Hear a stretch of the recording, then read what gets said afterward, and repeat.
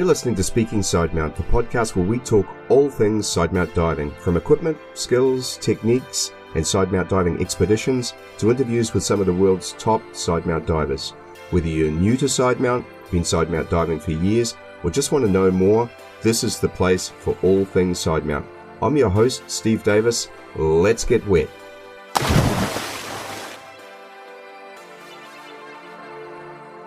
Hey, welcome back to Speaking Side Mount. I'm Steve Davis.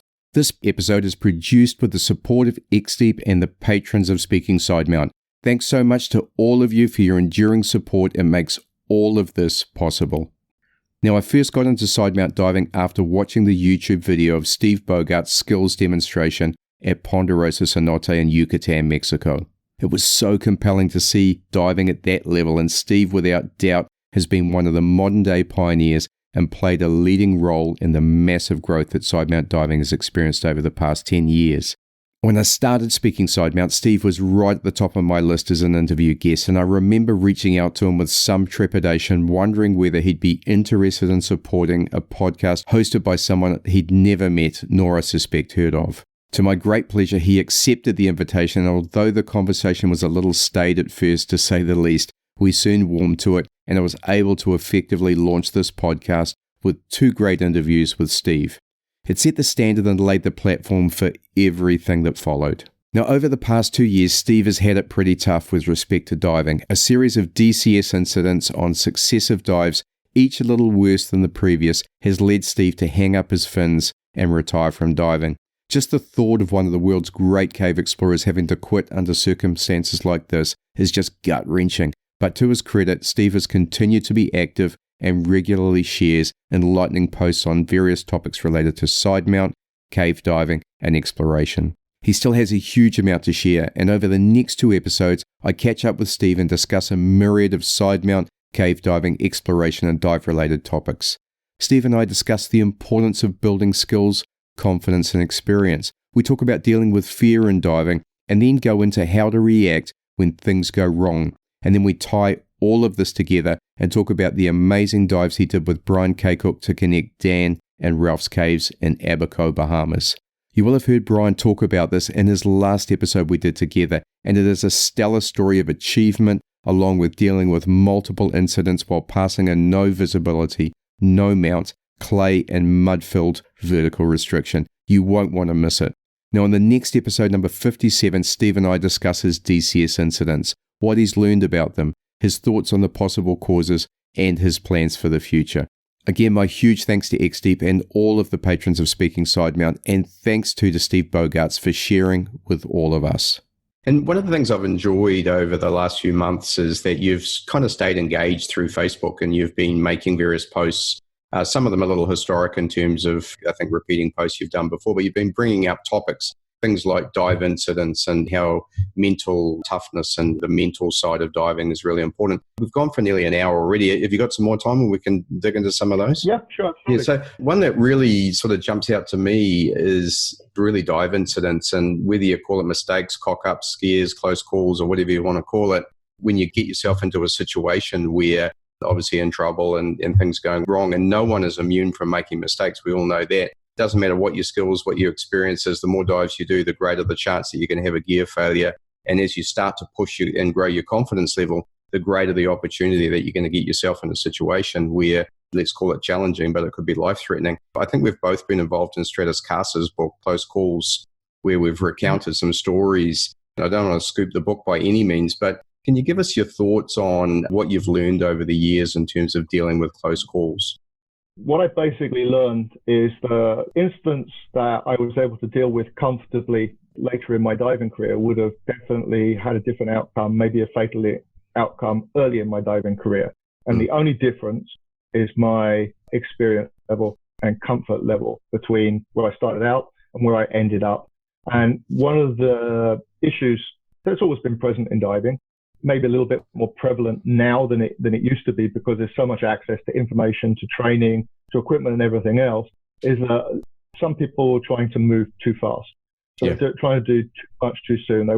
They read about, amazing dives that people are doing around the world, and they want to emulate those dives.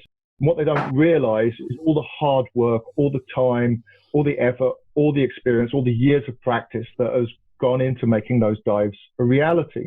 So they just see the final accomplishment, the thing that gets sort of like talked about, that gets lauded, but they don't see all the little details that go into making that dive possible, successful, and at the same time safe. They just think, okay, well, I see this person doing that, I want to do it, and they want to do it as quickly as possible. They set that as their goal. So in 1 year, I want to be diving 10,000 feet back in a cave using a scooter and rebreather or whatever else it is. And obviously these days, because there is so much more accessibility to training, to information, to equipment, it is possible to fast track your way through all of this stuff. But the one thing that is impossible to fast track your way through is incremental gains in experience. And that just takes time. It takes dives. It takes years and years of actually going diving and experiencing both the things that go well and the things that don't go so well. So throughout my diving career, I've made mistakes, I've made errors, I've had situations which were at the limits of my ability to cope with at that particular point in my diving career. Now, as I gained greater experience, as I became a better, more knowledgeable, more competent diver, then my comfort zone, that bubble that surrounds me expanded and allowed me to do more challenging, more extreme dives. So the risks are potentially higher when you're doing those type of dives in that type of environment. And when things go wrong, all that experience that you have behind you is what keeps you safe, what allows you to be able to deal with the problems and the issues and everything else. And if you don't have that experience, 99 times out of 100, your dives are going to go well, you're not going to have a problem. And that gives you a false sense of security, because the one time it does go wrong is the time that you're going to need that large bank of experience that you've been paying into small amounts over a very, very long period of time. And now you have to come and take a big withdrawal, and you discover, I don't actually have that amount of experience in my bank to withdraw from. And that's when things go badly wrong very, very quickly. So my caution to people is, it's good to have goals, but realize that the journey is more important than the destination. And you really need to build up your experience, consolidate your skills, consolidate all the things you've been taught at every level of training before just jumping through to the next level of training. As I said, the last 10 years of my diving career, I used scooters a lot more than I did sort of like the previous time during my diving career. But all the dives that I did with the scooters, I could have done them swimming. Also, I was very clear about my ability, if my scooter failed, that I would be swimming out as well. So those tools made the diving easier, made it logistically easier, made it physically easier and everything else. But they weren't a substitute for skills, experience, or physical capability. And I think nowadays, sometimes people are using equipment to patch flaws or to cover flaws in their technique, their experience levels and everything else. So if you look at another aspect of technology, which is rebreathers are a great tool that can allow you to do amazing dives that would be a lot more difficult to do open circuit. But way too many people are getting into rebreather diving because of flaws they have themselves in their own personal diving technique.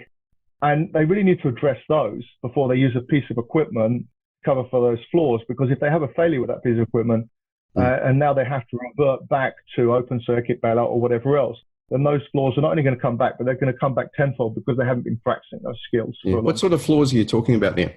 Okay, so one thing that's very clear is I hear a lot of people saying, I've decided to start diving rebreathers because my gas consumption is really poor. Yeah. And I can't get anywhere open circuit. So now I've decided to dive a rebreather so I can go deeper or I can go further back into the cave. That is a horrible, horrible reason for using a rebreather. If you do have very poor gas consumption, then you need to address that issue. And only when you've addressed that issue should you even think about using a rebreather. Because if your rebreather fails, you're back on open circuit, and all of those problems and flaws that you had are going to come back and bite you in the arse in an extreme situation where you're under stress. Stressed, yeah. Using skills that you haven't practiced for a long time because you haven't been diving open circuit. It is not going to get better. Typically, when people have poor gas consumption, it is because they're having issues with their buoyancy, with their trim, with their propulsion techniques, with their fitness levels, perhaps. And those are all things that can be addressed and can be corrected. but saying, okay, I have poor gas consumption, horrible. And, I've seen this many times where I look at a diver and they tell me, yeah, my gas consumption is really bad. And I'm looking at them, I'm thinking, yeah, I can see why, because, you look very uncomfortable in the water. Your buoyancy's off, your trim's off, you're working way harder than you should be, you're moving constantly, and maybe you're unfit as well. So let's correct all of those things rather than think, okay, I'm going to start using a rebreather at this point in time. Because you put a person like that in a rebreather, you haven't addressed any of those issues. And to be honest, rebreathers are a little bit more challenging to dive in many ways than open circuit, which is quite forgiving. So you may have even made the situation slightly worse. Their buoyancy doesn't get better, their trim doesn't get better, their fitness levels aren't improving. So they're just now able to take their poor skills further into the cave or deeper, which is a recipe for disaster. I mean, unfortunately, I see it in the cave a lot where the amount of damage that you see in cave from diver traffic has increased a lot as the tools have got better. So you've got people with poorer skills who are able to go further into the cave because they're using a scooter or because they're using a rebreather. They don't have the skills to match the equipment they're using or to match where they're getting to. And the environment's suffering, which is terrible. But worst case scenario, if they do have an issue, they're going to die. And we've seen this quite a few times where people are diving beyond their experience level. Forget about certification level. I mean, certification, is nothing more than sort of like an acknowledgement of completing a level of training. It doesn't really tell you about someone's experience level. It doesn't even tell you whether someone's a good diver or not. I mean, I've had lots of people turn up and show me a certification card, and their diving skills do not match that certification, unfortunately. Yeah. So certifications are not that important. What's important is that people's skills are matched to the environment they're diving in, with the tools that they're diving, and also the type of dive they're doing as well. So, there's a lot of people these days that have just progressed, too far, too fast, with too many fancy new toys and tools. And they need to slow down a bit, and they need to consolidate their skills at each level, and they need to make sure they're really ready for the tools that they're diving and also the type of diving they do. Because they're putting themselves in danger, they're putting their dive buddies in danger, and they're doing damage in the environment as well, which is sad to see. I hate to see rebreather divers kneeling on the bottom or upright, kicking everything. These are skills that should have been addressed much, much earlier in their diver education. And so this is another point that I think sometimes we miss as well as instructors, as trainers and everything else. What are the most important skills that we teach the divers? And for my mind, those fundamental skills, the platform that create the solid foundation for everything else we do, is buoyancy control, trim, propulsion technique, positioning and awareness. Those are the foundation for everything else we do. And that's where the main focus of all our training should be. And every time you move up to a higher level of training, or you use a new piece of equipment, or you're in a new environment, you need to go back to those fundamental skills, those foundation skills, and you need to readdress them, because it changes from environment to environment and from piece of equipment to... That is such wise advice, and I'll give you my personal experience with that. Right from the very beginning for me, which was I told you last time, seeing the Yanni video, right? And seeing you there doing the skills demonstration, I thought, wow, I have never seen diving like that before in my life. I want to be like that. And I remember talking to Patrick Widman, and he said, oh yeah, it's like picking up a Wilson tennis racket and saying you're going to be Roger Federer. But it was an amazing example of what could be done. And I thought, okay, that's what I want to do. So I went to Mexico, did my cave training, went to Gozo, trained with Tom Steiner. And open circuit wise, I actually got to a level where I think I could replicate most of the skills that you were doing there in open circuit. And so, but that took me many years. That would have taken 5 or 6 years to get to a point where I was even close to approaching that.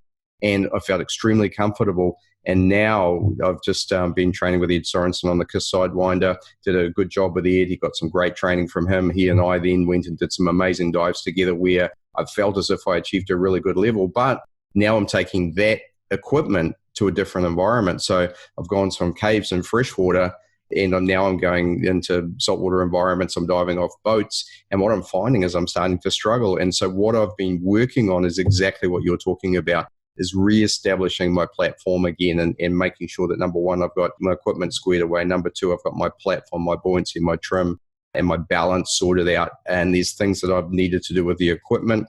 I'm finding it like most rebreather divers, I'm really struggling at shallow depths at the moment. And half the time I don't know what's going wrong. So I need to learn that. But I'm not ready to go on. Next level for me is CCR cave, and I want to do normoxic trimix on it. But, I'm about 40 hours in maybe now, but they've been sporadic because of COVID. I need to put a lot more on that to reestablish that platform that I had in open circuit so that I can then say, okay, I have this now on the Sidewinder. I'm ready to go on to whatever the next levels are. So that is such good advice for anyone listening. If you don't have it in open circuit, get it there first. If you do go to a rebreather, make sure you replicate that platform because it's important to everything you do, isn't it? Yeah, absolutely. I think you touched on a few key points here, which is one, awareness. It's awareness of the fact that my skill level is here in a specific equipment configuration at a specific environment. If I change the environment and if I change the equipment, then my skill level just dropped and my experience level dropped as well. So I need to bring both my experience level and my skill level back up. The other thing is awareness of where the bar is or what the possibilities are. Now, as you said, when you looked at the Yanni video, the skills video from open water in Ponderosa in side mount, there's nothing special about me as a person or as a diver or anything else. It's just years of practice because I did it a lot, many, many years. And it would be a little bit sad if I didn't become a good diver considering the amount that I dived. But a lot of people, perhaps a point in their diving career, but they don't even know what good diving actually is. They haven't been exposed to good buoyancy control, good trim, good propulsion techniques. They don't even know that exists. So you said yourself, you looked at that video and you're like, okay, that's where I want to be. And you got there because you realized that's a possibility. You can achieve that. And through hard work and going diving, you did. And I would say it's the same for everything. All of those skills, they can all be taught. All they need is a little bit of awareness of what the skill is and how to do it. And then just practice and repetition until you master them. And that's what mastery is. It's just like constant repetition of a skill until you actually have it sort of like down to the point where you can do it almost reflexively or innately. So, those videos perhaps exposed people to a level of diving that they hadn't been exposed to before and gave them something to shoot for, to aim for. But everyone can achieve that, absolutely, 100%. But just because you achieve that in one area, which is like open circuit side mount, for example, now if you switch to different configuration, even if it's open circuit back mount, it changes. You need to build those skill levels back up. That will probably be faster because there's more crossover than if you go all of a sudden to closed circuit. Now a lot of things change. So, but you can get to that same level, closed circuit as well. And to be honest, that's what you should be aiming for, to get to that level or even exceed that level. Because when you get really good on closed circuit, you realize that it's actually easier in many ways to control your buoyancy and your trim because things aren't changing as much. With open circuit, things change with every single breath you take. With closed circuit, they don't because of the nature of the closed loop. So initially, maybe it's a little bit harder to master some of those skills, but you should get to the point where you're actually able to hold your position in the water, closed circuit, with more control and more stability than you can open circuit. But like anything else, it requires time, it requires practice. When we talk about environment, in many ways, the cave environment is the easiest environment to dive in.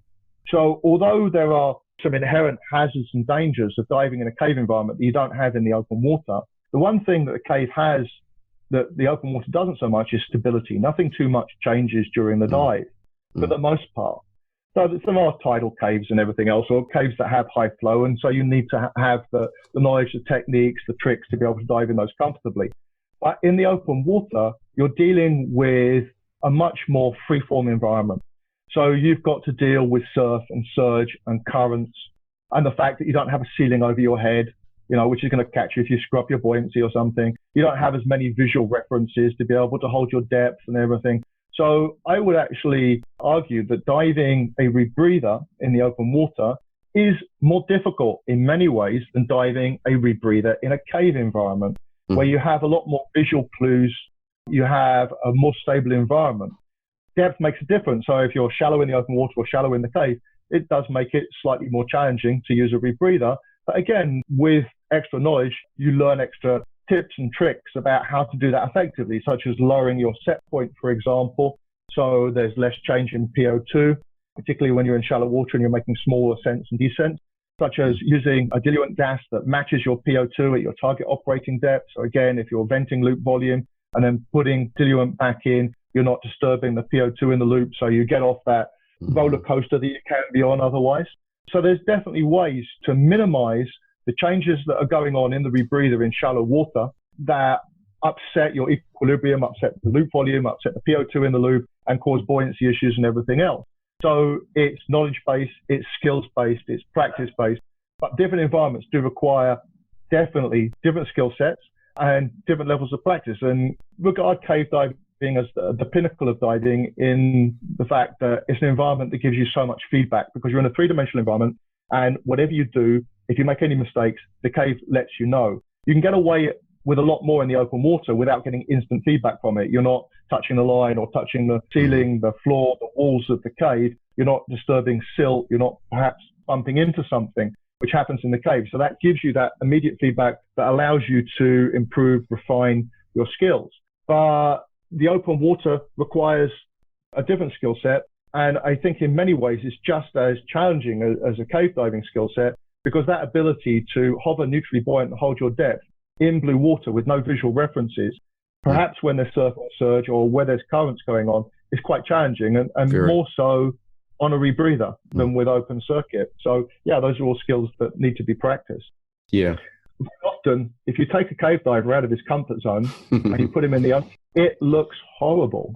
Yeah. You know, I came from an ocean diving background and got into cave diving, and all the time I've been cave diving, I've also been ocean diving as well.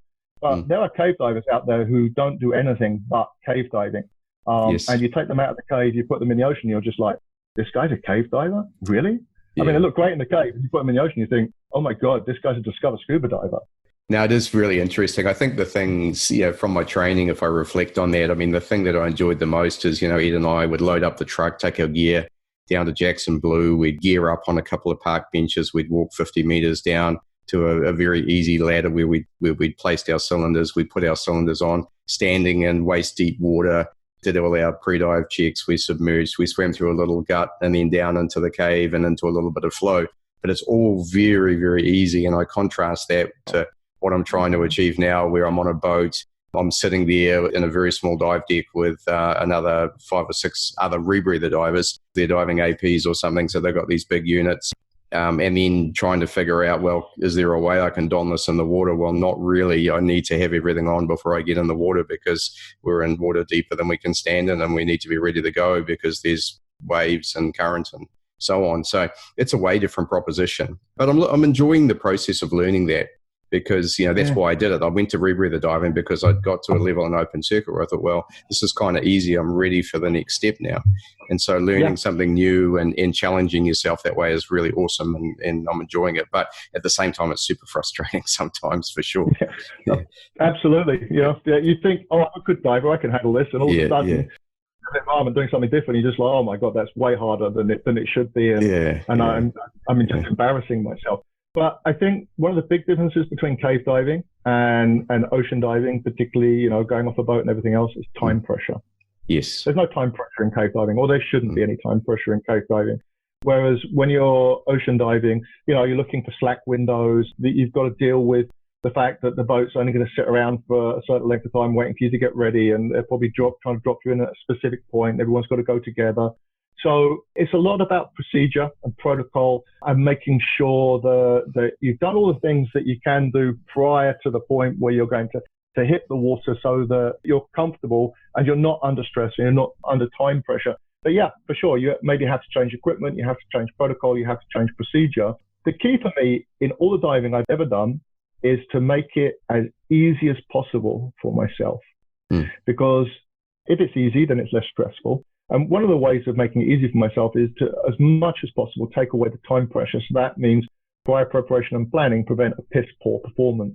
So as much as you can do prior to splashing, prior to rolling off the side of the boat, to get yourself sorted out. So that means doing your setup of the rebreather and all your pre-dive checks before you even get on the boat. Now, obviously, once you're on, you're probably going to want to repeat those.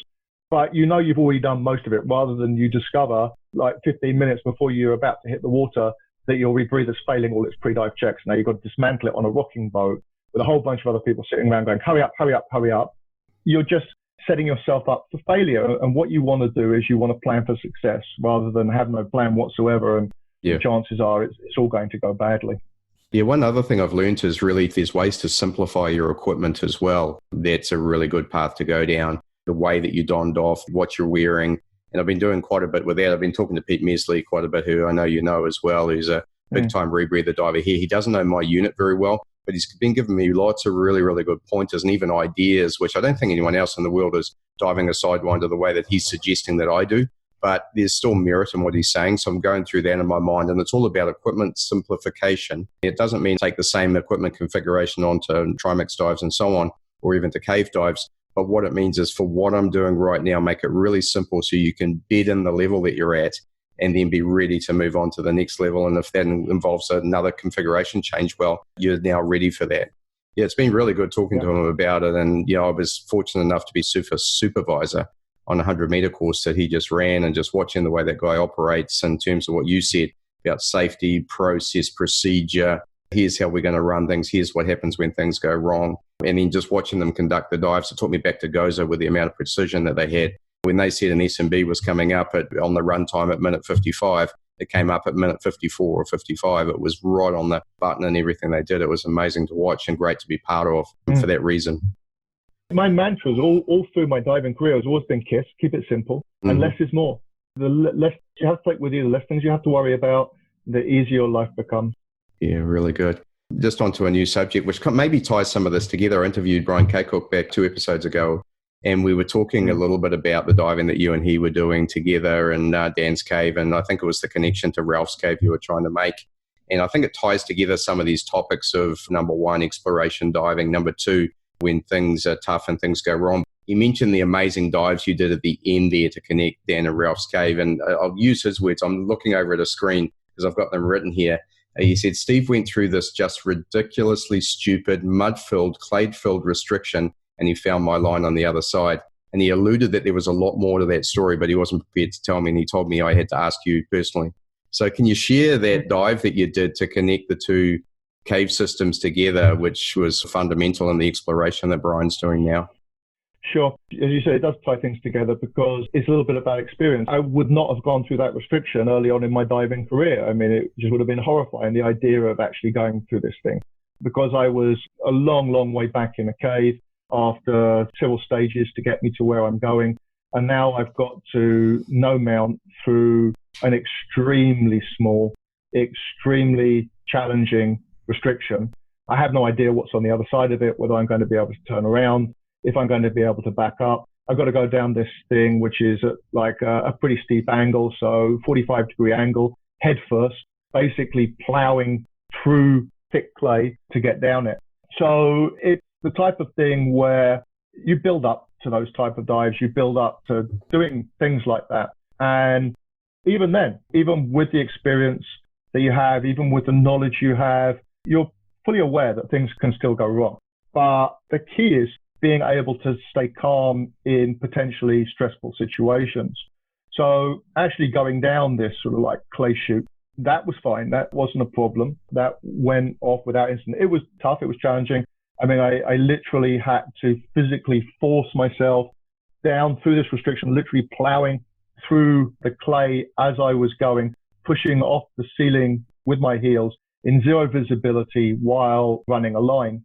And I popped out at the bottom end of it. And I was very, very careful about how I was running the line, where I was running the line, and making my tie-offs and everything else on the way down, because I was fully aware of the fact that I could easily line trap myself on my return if I wasn't really, really careful about the placement of the line and the placement of my body relative to the line and everything else. But as I got to the bottom of this restriction, which was actually fairly long as well, and made my tie-off, and actually finding tie-offs was fairly challenging, but super important to have the tie-off secure and in the right place as well. At that point, the cave opened back up. I sort of had to go down through this restriction. It opened up a little bit, which is typical of the caves in the Bahamas, which is these large rooms connected by these deep, almost like drains, which tend to be fairly restricted and very often do have these clay floors. So as I came into this large room, I'm looking around. I take the most obvious lead. I swim over through the room, over to the far side, drop down, carry on going, go through another restriction, and found a line that was actually coming from the other side, one of Brian's lines, and connected that. And that's what made the connection. turning around to go back, now I've got to go back up this clay chute that I've come down. Obviously, this area of the cave is in zero visibility for my passage through on the way in. But I have a clear mental picture of where I need to be, where I need to go, and everything else. So I'm holding the line in my right hand, and I'm moving carefully back up the slope. And it's slightly more challenging going up than it is going down. It's a little bit more difficult to push against the ceiling. And I felt like I was just sort of like a bar slope being sort of like squidged through, you know, like along the floor. And as I'm going up, I realized I positioned myself slightly wrong, and I'm too far over to the side, and I can't actually go further up. So then I tried to back up. It was impossible to back up. So I think to myself, okay, I have to move over to a little bit close to the line. I've got the line, I'm holding it in my right hand. I'm on the left-hand side of the line, and I've got my head turned to the left as well. And the mistake I made was I thought I have to go this way. So I turned my head to the right-hand side to look in the direction I wanted to go. And as I did that, I basically scooped my second stage through the clay. Because, I mean, the reason I had my head turned to the side is because I could only fit with my head turned to the side. And as I turned my head, I scooped my second stage through the clay, and the entire second stage completely filled up with clay, like an ice cream scoop. So I turned my head to the side, and I went to take a breath, and nothing happened. I'm like, great. So at that point, my other hand is here, but I physically, because it's too small, I can't reach my other second stage. I have a necklace around my neck. It's your left side regulator? Basically, I've got two short hoses. One's on a necklace and one's clipped off the necklace. Okay, so while I'm going up this thing, I've got this one pulled to the side. So before I go in, I've already know that I'm like, I have to go up like this, and I have this one pulled to the side. As I went through, I scoop up the clay. Yeah, nothing's happened. I cannot use this hand to take this second stage because I can't physically get it underneath me. So I have to take my hand off the line. Remember, I'm in zero visibility at this point in time, but that's not really an issue. At this point, I'm stuck. I can't go further forward. I can't go further back. I just turn my head to the side. Now I have nothing to breathe, but I know that I've got this second stage here. So I'm able to take my hand off the line. I get this second stage. I put it in my mouth. And as I do, it starts free flowing. And I put my hand back on the line. So now I'm stuck in zero visibility. I've got my hand on the line. One second stage is completely clogged and the other one is free flowing at this point. Not super bad, but it's like, great. So then I sort of like scooch over close to the line, and then I'm able to actually move up a little bit, but it's slow going. And as I'm going up, this one is now not only free flowing, but it's getting clogged with clay and it's starting to wet breathe as well. And I'm like, oh, shit, this is not much fun. But I know not too far in front of me, I have a stage ball. So I'd actually found this restriction the day before. And at that point, I'd looked at it and thought, yeah, that looks pretty horrible. Let's see if I can find a way around it. And I'd looked for an alternative lead, which actually didn't pan out. So at that point, I knew, okay, I'm going to push that restriction. So I carried a stage bottle all the way to that restriction. I'd left it just the other side of the restriction because I knew the chances were that I might be stuck in it for a long period of time, either going in or coming out. And so it would be nice, just so that I have gas there should I need it. So it's slow going up this slope. I'm literally going like inch by inch. The breathing on the regulator I got in my mouth is getting worse and worse. There's no way that I can at this point take it out, shake it out, clear it out or anything else.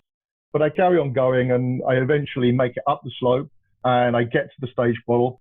The regulator was still just working, but I mean really just working. So I was getting more water than I was air with each breath. But again, I was comfortable because I practiced being in zero visibility a lot. I practiced dealing with a regulator that is really giving me lots of problems. One of the things I used to do during advanced side mount classes would I'd have what was known as the regulator of death. That was a regulator that free flowed, that wet breathed, that was difficult to use. And so I was used to using that. So again, my comfort level in this situation, which is definitely extreme, stuck in zero visibility with one clogged regulator and one malfunctioning regulator is not the best place to be. It's challenging, but I was able to maintain my mental faculties. I was calm. All the movements I was making were controlled. I already knew I'd made one mistake. My mistake was basically turning my head to the side and scooping up the clay. So at that point, I thought, yeah, that was dumb. You shouldn't have done that. You should have been thinking And I thought, okay, you've made your mistake for the day, no more mistakes. So at this point, everything has to be absolutely on point. And even though I was dealing with some challenges, it was never hugely stressful for me. I was comfortable in the fact that, yeah, I can get up here. Eventually, this restriction is going to open up. I'm going to have a bit of space. I can address my regulator. And once I got up to the top of the slope, I was able to take the regulator out, shake it out. And there was some shit poured in the exhaust tee, and there was some stuff inside the exhaust as well. So once I cleared it, then it was breathing a lot better. It was still had a bit of clay in it. The other one I couldn't actually clear at all. It was just too jam-packed full of clay. But I knew, like 50 feet away, there's my stage bottle. So I just carried on going while I'm trying to get this one working again.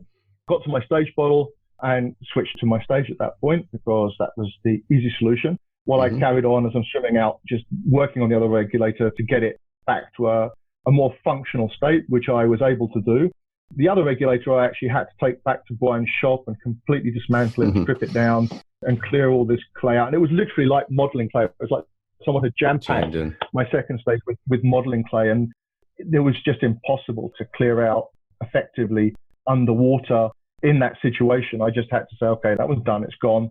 I just have to deal with the situation and move on. It was an interesting experience, but it was something that to a certain extent that I had planned for. I knew that this restriction could definitely cause me problems, which is why I had the stage bottle really close by, which is why I thought really carefully about line placement, tie-offs and everything else, which is also why I thought about my positioning relative to line, how I was going to approach it both on the way down, on the way back up again.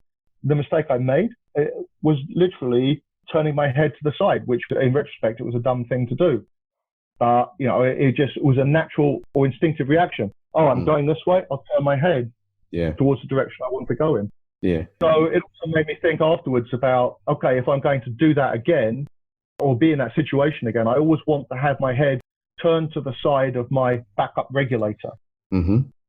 So which regulator I breathe is going to depend on which way I want to have my head turned. And I always want to be facing my backup regulator. I don't ever want to be in a situation where my head is turned away from the regulator I may have to switch to if I'm in such a small, tight restriction.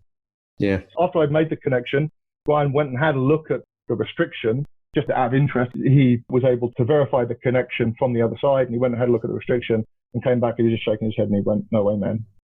You're insane. Yeah, exactly. Amazing story. And there's so much in there in terms of, number one, making the connection. Of course, that in itself is immense. And I've had some experience at the very beginner level of going down through a zero visibility restriction, vertically head down. And it's an interesting feeling doing that, especially the first time you go through something like that. And so I know, obviously the next time you're going to be a little better, and then coming back out of it, I found a really challenging experience as well. I did that in Australia in a cave called Engelbrechts, which is very narrow, muddy little entrance, vertically in, vertically out. But in order to be able to dive the caves there, we had to go through a thing called a stress test. So despite having already done cave training, in order to do what they call a crossover, you have to go through the stress test, and had the great privilege of doing it with JDZ, John Della Zuana, overseeing us. And we had to lay a line basically inside a sinkhole and go around, just lay this line, go through a restriction, which was really a tree stump that had these branches going out. We passed through there. It was a one tank off through the restriction, go through the other side. Then it was masks off, gas sharing with your teammate, and then we had to do a gas sharing exit. But partway through the gas sharing exit, we had a second gas failure where we had to buddy breathe. And I hadn't buddy breathed since the 70s because that's what we used to do back then. But it was not a real world scenario, but it was exactly what we said. It's a stress test. So they had a technique for doing that, which I thought was really awesome. And we basically, with zero visibility, holding onto the line, we shared one regulator going out between two of us. And it was a really neat experience. And I was pleased to do it. And I think back to the training side, putting yourself through in a safe environment or a safe-ish environment, those sort of stressful situations, so that you know that mentally you can deal with it. And we had an incident going through the restriction on the way out where I was breathing my buddy's long hose who was behind me, and we got a kink in the hose. So every time I moved, I got no gas, and every time I backed up, I got gas again. And so we had to solve a problem on the way out as well. And so, as I said, it was such a good experience to do that. And I think the more we build that into our training, holds us in good stead if you do have to face a situation such as what you just described. Yeah, I've always been a big believer in train hard, dive easy. So the idea is the training you should do when you're in a controlled, safe situation where if something goes wrong, you can just end the drill and everyone's fine. But you make the training as challenging as possible. And that way, when it comes to diving, the diving should be easy by comparison. I think, though, that there's a couple of caveats to that. And one of those caveats is let's not do any damage in the cave. So we can do these stress tests. We can do this training in the open water where it's actually safer for the participants, but you're also not doing damage to the cave as well. And the second thing is, as important as I think that type of training is, those stress tests are, and I think they are, and I think they really build up a high degree of comfort or what I would call watermanship skills, I still think the fundamentals are even more important, because if you've got your fundamentals right, there's far less chance of you getting into a situation where you have to put your emergency skills into practice. So it's more a stitch in time saves nine. Mm-hmm. We should be practicing the skills that keep us out of trouble. Those are the ones that we should focus on most. And those are the ones that we should really make sure that they're absolutely solid. Do we need to practice the emergency skills and drills? Of course we do. But let's try not to put ourselves in that situation where we have to use them in the first place. And the next thing I would say is that, again, it comes down to experience. The more you do this type of stuff, the stress test, whatever else, the more you're in zero visibility or simulated zero visibility, the more comfortable you become. One of the great advantages I've had through my diving career is that I've been teaching all the time. So I'm actually, by nature of what I'm doing, because I'm doing it with my students, I'm doing it myself, I'm demonstrating these skills to them, I have to practice them or I was exposed to them over and over and over again. So I spent so much time in zero visibility or simulated zero visibility. I spent so much time doing body breathing or basically various different types of stress tests, like demonstrating them to students, doing them with the students, being there while the students are doing them, supervising them. So that made me a much better diver just because I was forced to do those things. Now, if I wasn't teaching as well as diving, would I have done so much of that practice and training? I don't think I would have. So I think that is also small deposits into the bank of experience over many, many, many years. So I think all cave divers really need to feel completely comfortable in zero visibility. But more than being comfortable in zero visibility, they still need to have good situational awareness. They need to have good buoyancy. They need to have good trim. They need to have good propulsion techniques, even though they're in zero visibility. And you can practice. Those are all skills. Swimming in a straight line in zero visibility, that's a skill that you can practice. I'm not suggesting you go in the cave and practice. You can do that just as easily in the open water where you're completely safe and where you're not going to damage anything. But these are skills that you can and should practice to make you a better, more competent, safer, more comfortable cave diver. That's a really good point. And I wonder how many people really do that. If you're not teaching diving, how many times you go out and, set up a line and put on a blackout mask or take your mask off and go around and practice some of those things that we learn on courses and that we get forced to do every now and again, doing crossovers. Not as often as they should be. Yeah, exactly. I remember one thing in Gozo, because we were a school there, it didn't matter what dive we did. We always came back to the 6 meter plateau and did skills at the end of every dive. And it had a double-edged benefit for us. I think, number one, you're always practicing the skills that you're teaching on courses or that are taught on courses. But number two, we had an extra 15 minutes or so at 6 meters, and Tom Steiner has a famous saying, which is always Tom's thing. It's one decompression dive a day keeps the doctor away. It makes the day super relaxed. Everything's really chilled out and slow. But, again, back to this multiple dive thing over multiple days can certainly cause you issues. Well, mate, thank you very much. We've gone for nearly 2 hours. Let me ask you one more question, because I know on all of the Facebook posts, you've talked about long hoses, which has been done to death. You've talked about DPVs and torque, which I thought was really interesting as well. But the one that stood out to me that was really different was the way that you configured your open circuit cylinders for trimix diving, which was different to the way that I was taught to do it, where I've got trimix in my primary side mount cylinders and my stage or deco cylinders are mounted underneath those. But I think if I read it right, the description you had was that you had your trimix and your deco gases the other way around. I'm really interested to understand a bit more about that because, as I said, it is so different from the way that I was taught to do it. Yeah, I think that very often a lot of the skills and procedures that people take into side mount diving are just copied directly over from back mount diving, but that doesn't necessarily make the most sense. You change your equipment configuration, so maybe you need to change your protocols, your skills, your procedures, and everything else. So when I started doing mixed gas dives on side mount open circuit. And I have to say, I haven't done that much deep mixed gas open circuit side mount dives because, to be honest, if I'm doing mixed gas diving, I'd rather use a rebreather. So I'd rather go closed circuit. So that, again, changes things.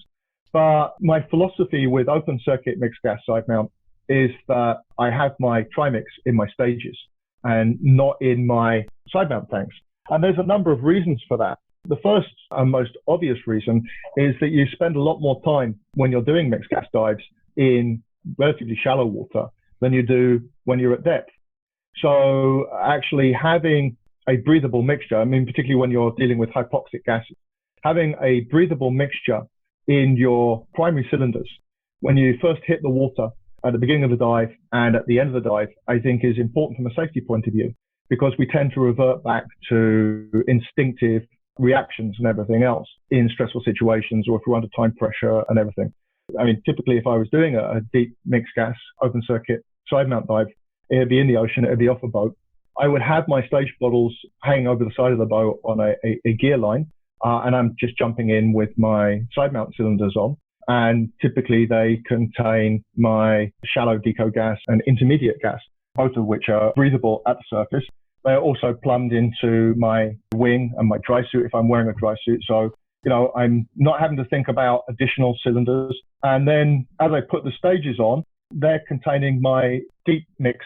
But I'm very clear that as I'm descending down, I'm going to have to make a transition from my shallow mix to my deep mix. So now I'm going to my trimix as I go down, which for me is very much like doing stage dives in the cave, for example. So the procedure is very simple. It's very straightforward.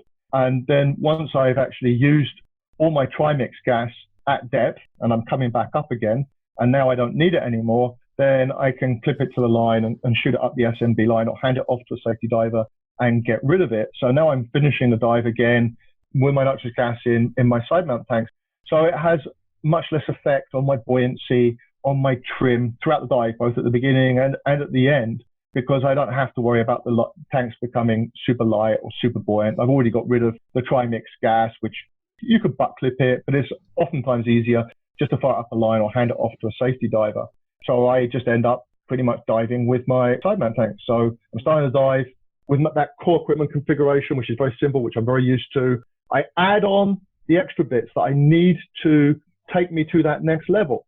So if I'm diving at 20 meters, I'm just using my side mount tank. Now I want to go down to 40 meters, I add a stage bottle. If I'm going to 60 meters, that stage bottle is going to have some helium in it, basically. So none of my procedures actually change at all. And that helps a lot. And also just rigging the trimix cylinders, it makes a lot of sense because it helps to keep the trimix cylinders under control. Because typically, particularly if you've got a high percentage helium mix in your stage cylinder, then it's going to be buoyant, but it's underneath your side mount cylinders.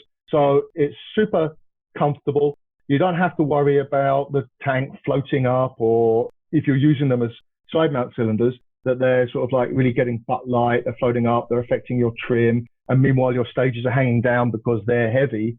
No, they just sort of sandwich together really, really nicely. So for me, there's so many advantages and really no disadvantages at all.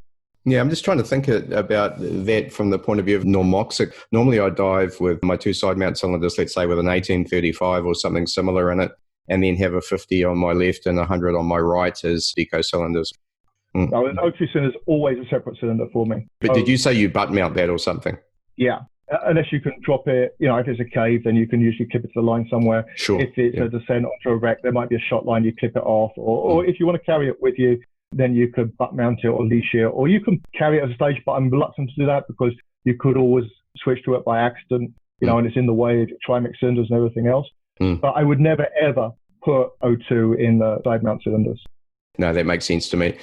It would depend on the dive you're doing and the depth profiles and everything else. But again, if the dive gets longer, if it gets deeper, you can just keep adding additional stages of trimix, and your core configuration never changes. It stays exactly the same. And one of my issues is that I hate having to change my configuration around. Yeah. I hate having to add things that I don't normally use.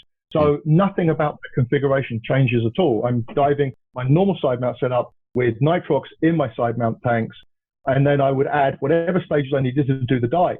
So it might be normoxic trimix. I might have a normoxic trimix. I have a hypoxic trimix. I may have 2 or 3 different trimixes depending on, the depth profile of the dive and everything else. The oxygen cylinder would be butt mounted basically. Yeah. And it's a super comfortable, super easy way to dive. And again, it comes back to that KISS principle, and less is more. Yeah, exactly. Why have trimix in your side mount cylinders? And I'm not talking about normoxic trimix, that changes the game slightly. But why have a hypoxic trimix in your side mount cylinders that you can't use for the majority of the dive? Sure. Doesn't make any sense. Yeah. Normoxic, you can breathe to the surface, right? So that's not a problem. But as you say, if you've got a hypoxic mix, certainly not. So, yep, I get it. I just found it so interesting because it was a different way of looking at it, and there was a lot of logic behind it. The other thing that I guess might change the game a little bit is if your side mount cylinders were steels and you were using aluminium deco cylinders, that might change. Well, let me ask that question. Would that change your philosophy if you were diving steels? Every time you change your equipment configuration or you change the environment you're diving in, or even the gases you're breathing, that can lead to a change in procedure. So you just brought up the point about diving on normoxic trimix. I would have no problem putting normoxic trimix in my side mount tank because I know I can breathe them all the way through to the surface or down to a depth at which I'm going to change over to my deep trimix. This was specifically a configuration for hypoxic trimix. Yeah. So what's the reason to use steel cylinders? Usually it's about gas capacity, right? That you need greater volumes of gas. To be honest, in that case, if I'm saying I just can't get enough gas in aluminium cylinders or in my stages to do this dive effectively, and I need to upgrade to steel cylinders, well, a better option would be a rebreather. Yeah. For the diving I do, the other reason for steels is just really weight and having a balanced rig. So it's really talking about if I'm diving saltwater in particular. Let me answer this question anyway. Honestly, it's not something that I would typically do because as the dives get deeper, then I would switch to rebreather because I think that's a far better option. Yeah. And obviously nowadays with side mount rebreathers, that would be my go-to option as well. Side mount rebreathers for deep, like hypoxic trimix diving. But let's say that you're in a cold water environment, you're wearing a dry suit with thick undergarments and you need extra ballast, then steel cylinder makes complete sense. And I would be quite happy to put a normoxic trimix in those and dive those, all the way down, all the way up, and just have some stages with some deco gas if I needed it. Yep. If I was doing a hypoxic dive, then same thing. I would probably still use the steel cylinders. I would be happy to put normoxic travel mix and deco mix in them, or nitrox, depending on dive profile and everything else. But my stages would be hypoxic trimix. Yep. Because how long are you spending at depth? How much gas do you really need for that portion of the dive? You use far more gas during the intermediate deco and the shallow deco than you do on the bottom typically for a dive. So you typically don't need huge gas volumes. And the other thing as well is that if you have any kind of problem, you're basically heading to the surface. If you have a problem, you're bailing out, you're heading to the surface. You can ditch all of your other cylinders, all of your hypoxic trimix. You can't use it anymore. It's not useful to you. I mean, okay, apart from low PO2 break during an extended deco, there's usually ways around that. Anyway, you've got some like transition mix or deep travel mix that will be fairly low PO2. But you've still got your gas that's going to get you all the way to the surface with you, and you've still got the steel cylinders, which are giving you your ballast that makes your weighting and everything else important. So it's also the question of, if I have to bail out, if I have to make a decision about getting rid of stuff, what do I want to get rid of? I want to get rid of the gas I can't breathe anymore. Yes. And I want to make that easy to do. And if those are your side mount cylinders, you can't do it. You're married to them throughout the entire dive. Whereas if you have like a normoxic trimix in your side mount cylinders, steel or aluminium, or if you have your shallow deco gas or your surface gas in your side mount cylinders, whether steel or aluminium, then you can keep those, and you want to keep those throughout the ascent and the remaining portion of the dive, and everything else you could get rid of to like declutter yourself and to make things simpler and easier for you. Awesome. Thank you very much, Steve. It's been really great to catch up. One last question before we go is, so what do you got planned for the future right now? So obviously diving is out for the moment. What are you doing now? It is. So at the moment, I'm in London. I am in the process of remodeling my mum's house. She's getting on a bit. So she just needs to have some sort of mobility aids put in. So I'm in terms of doing her bathroom at the moment. I'm going to be heading back to Mexico probably September time. I'm actually heading over to Switzerland at the end of August to give a presentation at a dive show over there.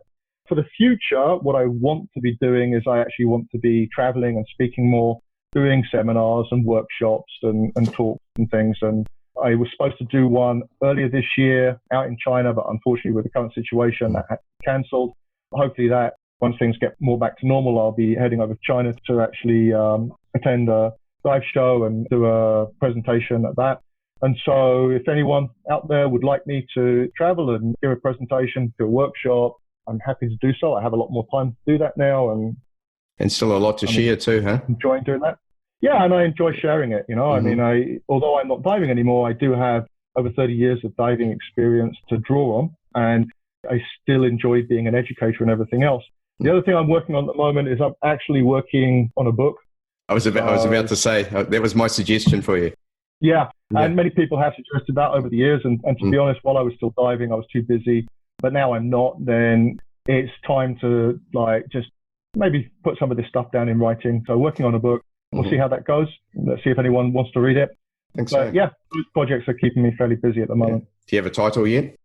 I do, but I don't want to. I don't want to release. Fair enough. Yeah. Keep your powder dry. All right. In fact, there it is. There's your title. That would be a good one. It's not that. It would be a good one. Keep that as a backup. My gift to you, mate. Thank you very much. That's a great title for a rebreather book. Exactly. Well, hey, Steve, great to catch up, and thanks so much for sharing. It worried me when I was reaching out to you because I know you've been sharing your story a lot, and sometimes you wonder whether you get sick of doing that and we're sick of asking the same questions, but it is a great story to relate, and I think there's a lot of lessons in there, especially for those of us who are getting a little older and who are dive professionals. I think there's certainly some lessons there in terms of managing your body and making sure that you can look after yourself. And then I never get tired of the stories. That Dan's Cave one is awesome. So thanks very much for sharing that. It was great to catch up. I hope we can meet in person sometime, and all the best. Steve, it was real fun talking to you, and I can't dive anymore, but I still do enjoy talking about it. And if any of my experiences can help other people, I'm really happy for that as well. So yeah, it's been fun to do. And as I said, if anyone out there would like me to attend a dive show, give a seminar, presentation, workshop, happy to do that. New Zealand, Australia, wherever it happens to be. What's the best way to reach out to you? Via email, steve@gosidemount.com, or via Facebook, via Messenger on Facebook. Okay. I'll post both of those in the podcast notes, so no worries. All right. Well, thanks very much, Steve. We'll catch you soon. Thanks, Steve. Good talking with you. Bye.